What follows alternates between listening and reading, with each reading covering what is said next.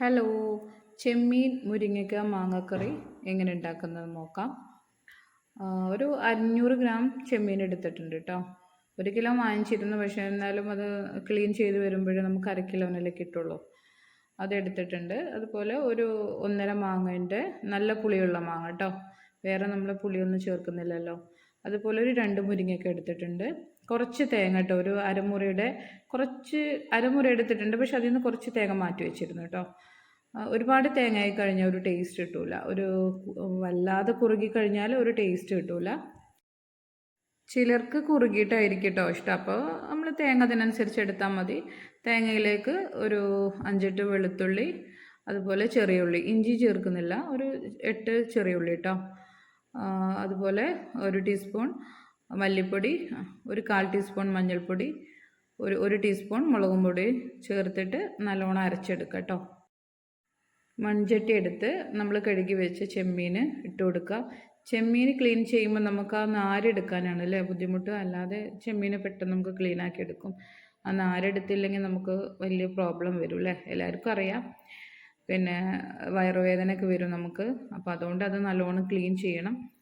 എന്നിട്ട് ഇതിലേക്ക് 2-3 പച്ചമുളക്, കുറച്ച് മഞ്ഞൾപ്പൊടി, ഒരു 1/4 ടീസ്പൂൺ മഞ്ഞൾപ്പൊടി, കുറച്ച് കറിവേപ്പിലയും കൂടി ഇട്ടിട്ട് നല്ലോണം വേവിക്കരുത്. ഒരു 2 തള തിളച്ചതിന് ശേഷം അതിലേക്ക് 2 മുരിങ്ങക്ക കട്ട് ചെയ്തിട്ട് കൊടുക്കുക. അതുപോലെ 1.5 മാങ്ങ എടുത്തിട്ടുണ്ട് കേട്ടോ, നല്ല പുളിയുള്ള മാങ്ങയായിരുന്നു, അതുകൊണ്ട് അതും കൂടെ ഇട്ട് കൊടുത്ത് ഒന്ന് വേവിച്ചെടുക്കുക.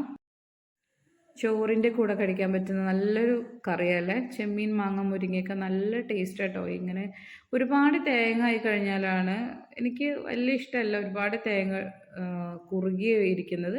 എന്നാൽ കുറച്ച് നമുക്ക് കട്ടി വേണേനും. എന്നിട്ട് നമ്മൾ അരച്ചു വെച്ച തേങ്ങ ഒഴിച്ചു കൊടുക്കുക. എന്നിട്ട് എന്നാൽ തന്നെ നമ്മൾ അത് ചൂടാറിക്കഴിഞ്ഞാൽ അത് കുറുകി വരും കേട്ടോ. എത്രയായാലും ചെമ്മീൻ ഭയങ്കര ഇഷ്ടം കേട്ടോ, മക്കൾക്കും എൻ്റെ ഹസ്ബൻഡിനൊക്കെ ഭയങ്കര ഇഷ്ടമാണ്. എൻ്റെ ഹസ്ബൻഡിന് ഇഷ്ടമായിട്ട് ഇങ്ങനെ കറി ഉണ്ടാക്കി കൊടുത്താൽ. മോന് പിന്നെ ഫ്രൈ ചെയ്തെടുക്കുന്നതാണ് ഇഷ്ടം, പക്ഷെ എന്നാലും ഇങ്ങനെ വെച്ചാലും ചെമ്മീനായതുകൊണ്ട് കഴിക്കും കേട്ടോ. ഇതിലേക്ക് നമുക്ക് വറവിടാം.